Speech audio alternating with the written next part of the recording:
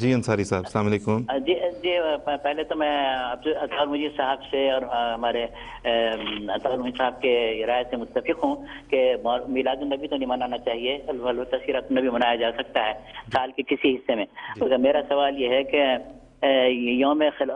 خلفائے راشدین کیا صحابہ کرام میں منایا جاتا تھا یا نہیں منایا جاتا تھا؟ حضرت ابوبکر صدیق ہیں، حضرت عمر ہیں، عثمان ہیں، حضرت علی ہیں، تو پھر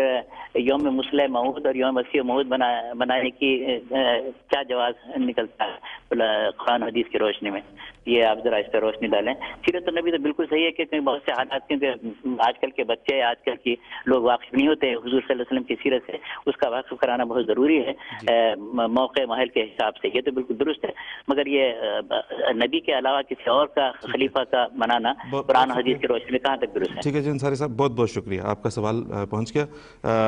ایک بات یہ ہے کہ اس پہ پہلے بھی تھوڑی جب اطہر مجید راشد صاحب جواب دے رہے تھے تو انہوں نے بتایا تھا کہ ہماری جماعت میں ہم کوئی بھی دن کسی کی ولادت یا کسی کی وفات پر نہیں مناتے۔ جہاں تک آپ خلفاء کی بات کریں تو ان میں سے بھی صرف حضرت مسلم موعود رضی اللہ تعالیٰ عنہ کے نام سے، مسلم موعود کے نام سے جو دن منایا جاتا ہے وہ اس پیش گوئی کے پورا ہونے کی خوشی میں منایا جاتا ہے، جو اس پیش گوئی کے شائع ہونے کی خوشی میں منایا جاتا ہے، منظر عام پر آنے کی خوشی میں، جو اللہ تعالیٰ نے وعدہ فرمایا حضرت اقدس مسیح علیہ السلام سے۔ تاہم اس بات پہ تفصیل سے بات کرنے کے لیے ہم حافظ مظفر احمد صاحب سے پاکستان میں بات کرتے ہیں،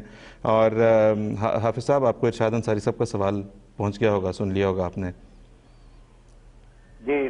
جزاکم اللہ۔ جی انصاری صاحب نے جو ذکر فرمایا کہ یوم خلفائے راشدین نہیں مناتے، تو اس سے تو اس بات کی تائید ہوتی ہے کہ جس طرح خلفاء کی پیدائش یا وفات کا دن نہیں منایا جاتا، اسی طرح جماعت احمدیہ میں بھی خلفاء کی پیدائش یا وفات کا کوئی دن نہیں منایا جاتا۔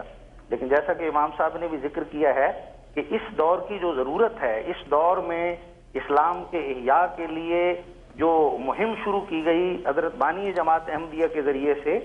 اور وہ جو آن صلی اللہ علیہ وسلم کی نیابت میں آپ کا غلام آیا، اگر اس کو ذکر ہی نہ کیا جائے اور وہ بات پہنچائی ہی نہ جائے کہ وہ کب آیا اور کیا تعلیم لے کر آیا، تو اس کے بغیر اسلام زندہ کیسے ہوگا؟ اور بانی جماعت احمدیہ کو پھر اس زمانے میں اسلام کے غلبے کے لیے جو پیشگوئی ایک بتائی گئی کہ آپ کی اولاد اور نسل میں سے ایک شخص ایسا پیدا ہوگا جس کے ذریعے سے اللہ تعالیٰ اسلام اور قرآن کے غلبے کے سامان جو ہے وہ پیدا فرمائے گا اور ظاہر فرمائے گا، تو ان پیشگوئیوں کا جو اظہار ہے، یہ تو حدیثوں میں بھی آیا کہ پیشگوئیاں کیا جو سچی رویا ہیں ان کو بھی پورا کرنے کی کوشش کرنی چاہیے۔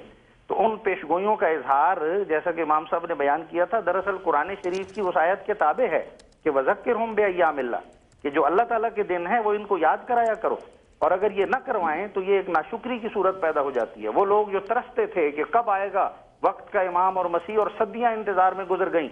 تو جب وہ آیا تو پھر شکرانے کی بات یہ ہے کہ ہم اس بات کا بار بار تذکرہ کریں، کیونکہ اللہ تعالیٰ فرماتا ہے اگر تم شکر نہیں کرو گے، اگر شکر کرو گے تو میں اور نعمتیں اور برکتیں دوں گا، اور نہیں کرو گے تو پھر میرے عذاب کے لیے تیار ہو جاؤ۔ تو یہ تو دراصل شکران نعمت ہے، اس امام کے آنے کا، اس کو ماننے کا، اس کا اظہار، اور وہ برکت اور نعمت کا اظہار کر کے ہم دنیا کو بھی دعوت دیتے ہیں کہ یہ نعمت ہے جو اللہ تعالیٰ نے آج اتاری ہے، اور اس کے لیے آپ کو دعوت دیتے ہیں۔ یہ پیشگوئیاں ہیں جو اس دور میں ظاہر ہوئیں، اور وہ اس لیے نہیں کہ مسلم موعود کی پیشگوئی ہے، وہ پیشگوئی ہے جو اللہ تعالیٰ کی ہستی کو بھی سچا ثابت کرتی ہے، وہ پیشگوئی ہے جو آن صلی اللہ علیہ وسلم کی صداقت کو ظاہر کرتی ہے، جنہوں نے وہ پیشگوئی اس موعود کے بیٹے کی فرمائی تھی، وہ پیشگوئی ہے جو اس زمانے کے امام مسیح اور مہدی کی سچائی کو ثابت کرتی ہے۔ تو اتنی مختلف الجہت وہ پیشگوئی جو اللہ تعالیٰ کی صداقت، جو آن صلی اللہ علیہ وسلم کی سچائی کو ظاہر کرنے والی ہے،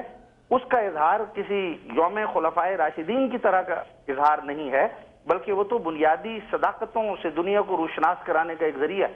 جی بہت بہت شکریہ۔ جی محمد صاحب۔ جی اصل میں اس یوم مسلم موعود کے پیچھے پس منظر کیا ہے، یہ اصل میں تھوڑا سا اگر انصاری صاحب کو پتہ لگ جائے تو شاید بات سمجھ آ جائے کہ حضرت مسیح السلام نے جب براہین احمدیہ میں یہ اعلان فرمایا کہ اسلام زندہ مذہب ہے، اور زندہ مذہب کی یہ نشانی ہوتی ہے کہ اس میں اللہ تعالیٰ اپنے نشانات ظاہر کرتا رہتا ہے، باقی سارے مذہب مردہ ہیں، اور اسلام کی زندگی کے ثبوت کے لیے مجھے اللہ تعالیٰ نے اس زمانے میں قائم کیا ہے، کھڑا کیا ہے، اور جو چاہے میرے سے وہ نشان آ کے دیکھ سکتا ہے۔ اس پہ لیکھرام جو ہندوؤں کا، آریوں کا بہت بڑا لیڈر تھا، اس نے آ کے حضرت مسیح السلام کو کہا آؤ مجھے دکھاؤ۔ حضور نے فرمایا کہ طلب حق کے لیے اگر تم آتے ہو تو آؤ دیکھو، لیکن وہ جا کے ہندوؤں کے پاس بیٹھ گیا اور حضرت مسیح صاحب پہ اعتراض کرنے لگا۔ بہرحال حضرت مسیح صاحب نے اس کے کہنے کو اوپر ہوشیارپور میں دعا کی، اللہ تعالیٰ نے اس کے نتیجے میں آپ کو پیش گوئی مسلم موعود عطا فرمائی کہ تمہیں ایک بہت بڑا عظیم بیٹا عطا کیا جائے گا جو اسلام کی صداقت کا نشان ہوگا، اور چنانچہ وہ بچہ پیدا ہوا اور اس کو اللہ تعالیٰ نے آپ کا خلیفہ ثانی بنایا، اور اس پیش گوئی کو جو مسلم موعود کے نام سے خلیفہ حضرت مسیح صاحب نے کی تھی، اسلام کی صداقت کے اظہار کے لیے، اسلام کی زندگی کے ثبوت کے لیے یہ دن منایا جاتا ہے، لوگوں کو یہ بتانے کے لیے کہ دیکھو لیکھرام کہتا تھا کہ ایک چوہا مرا ہوا چوہا بھی مسیح موعود کے گھر میں پیدا نہیں ہوگا، چاہے جائے کہ ایک اولو العزم بچہ پیدا ہو،